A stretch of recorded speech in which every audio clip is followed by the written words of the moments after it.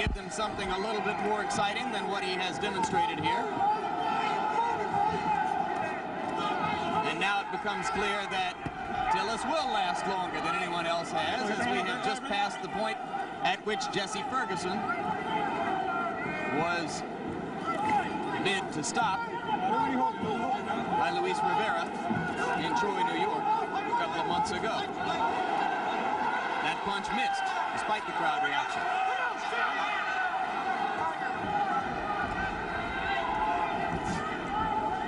Since we are talking about the possibility of the fight going the distance, scoring at the halfway point,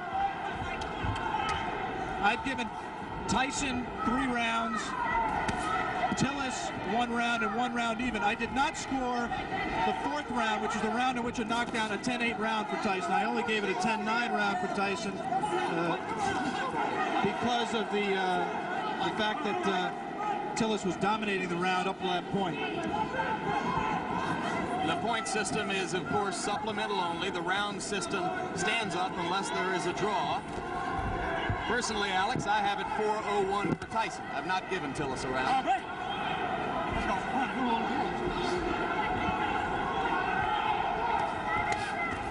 are 2 ways of looking at what Mike is doing. One way is to say that he's pacing himself, he's waiting for the opening. The other way is to say that he's getting frustrated and getting taken out of his fight. Moments ago, a brief combination to the body of the kind of rapid-fire punching that you expect from Tyson, but that was one of a very few times, perhaps the only time in the bout when we've seen it. But again, he comes on at the end of the round. We are all the way through round 6. Mike Tyson and James Tillis will be back.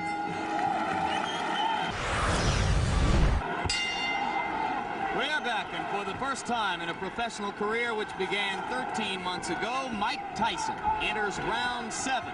Another heavyweight.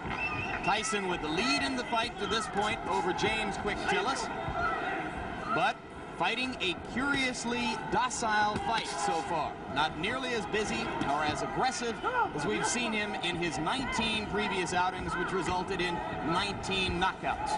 He almost looks right here like he's waiting for Tillis to make the fight, to come to him. In case you've just joined us, it is Tillis, the fighting cowboy from Tulsa, Oklahoma, in the white trunks, Tyson in the black. Tyson co-managed by Jim Jacobs and Bill Caton. Tillis co-managed by Bo Williford and Gary Bentley. One curious thing that we learned before the fight about Tillis' condition, we said he's always tired late. Bo Williford and Gary Bentley found out after the Biggs fight, through the doctor's examination, that James Tillis has a number of allergies. Among them, allergic to milk, citrus, and wheat, which could make things difficult for a fighter who, on the day of a fight, eats wheat cakes, drinks milk, and orange juice. We have to assume that that was not his pre-fight meal today. He actually was eating mainly cranberry juice. But it has helped his stamina, and I think he also trained harder for this fight. He realizes this fight means everything to him. He has lost 4 of his last 5.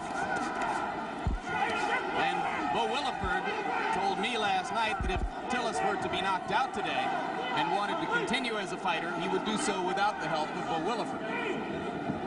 Yeah, this is career time for James Quick Tillis. Incidentally, if you're not a boxing fan and Tillis looks familiar to him, you may have seen him in the movie The Color Purple, where he had a brief part as Henry Buster Broadnax in the juke joint scenes. Spent 2.5 weeks with Steven Spielberg and crew in Los Angeles, where they called him Dark Gable. There's a right hand by Tyson. And the uppercut. Tillis is not noticeably hurt by that punch. But he's cut. There is blood above his left eye. Exactly right. Mike was a little bit extended with the punch, did not have the proper range for full power. Now he's at the right range, though. He lands something here. This is where he can be effective. Again, not punching at the body when Tillis grabs him behind the head. Tillis landed a left, didn't seem to faze Tyson at all. We will stay here between rounds, as it is Tillis who tries to flurry at the end of round 7, with the blood now seeping out from an apparent cut above the left eye. Bill Nunnery does the cuts. Well, actually, Bo Williford is doing the cut himself right now. Doctor in looking at it. As we look at Tyson's corner, the action is in the opposite corner, right there where they're working on James Quick Tillis' left eye. Let's take a look back at the action from round number 7.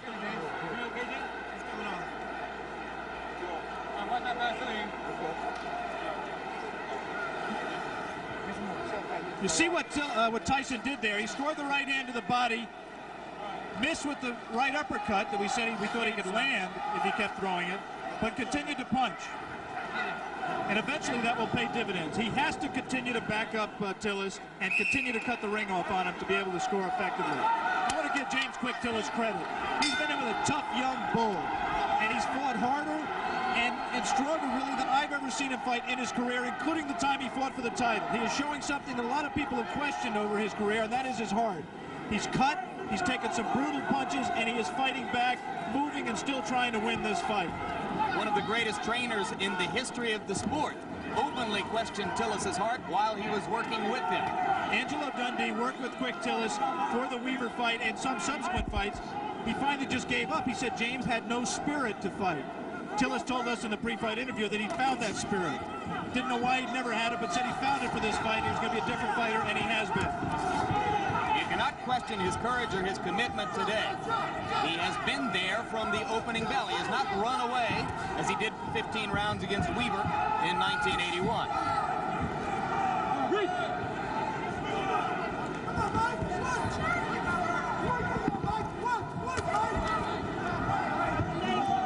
Tyson looped that right hand, and you have to wonder if perhaps Tyson is getting a bit anxious. We are into round 8. The knockout string has been a prominent part of the marketing and publicity which has surrounded Tyson's rise. It won't be quite the same if he's 20-0 with 19 knockouts. There's no question that up till now, if the fight continues this way and goes to a decision, Tyson, in my opinion, will win the decision, but the Mike Tyson mystique will suffer.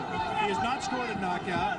He has not really hurt Quick Tillis, even though he has knocked him down and cut him. And he's let Tillis stay in the fight when other fighters, such as Tyrell Biggs, really had Tillis out of the fight and in more trouble. In fairness to Tyson, we should repeat, Tillis appears to be in much better condition for this fight. Could that, in fact, Alex, be good for Mike Tyson? Yeah, I think ultimately you're exactly right, Jay. This kind of a fight is absolutely essential to his learning experience. It's obvious for a fighter who punches with as much power and who places as much of his fight plan on power as Tyson does, that any kind of movement cuts down on his power because it doesn't let him set himself as well. It was inevitable that he was going to have to learn how to fight a guy who could move and box.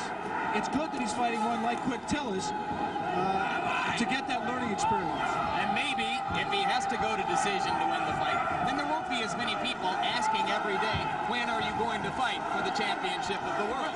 Those same people who are questioning his chin and his ability to go rounds will turn around now, since he's demonstrated that he has not gotten exhausted and he's taken good punches, will now turn around and say, well, he can't punch. Mike Tyson just went left-handed, and that was decidedly left-handed. It's the first time he's been that committed to a left-hand stance since his 4th professional fight. It means he's a little bit confused, a little bit frustrated, and he's willing to try anything new right now.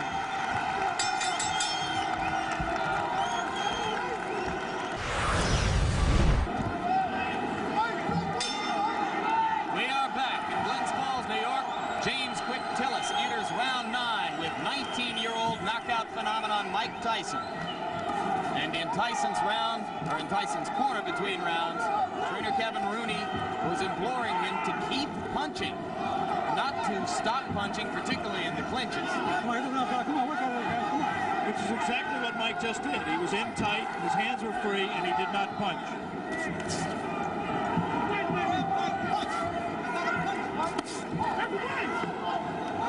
This Mike Tyson looks very much like the Mike Tyson who lost 2 close decisions to Henry Tillman in the heavyweight trials for the Olympic Games in 1984.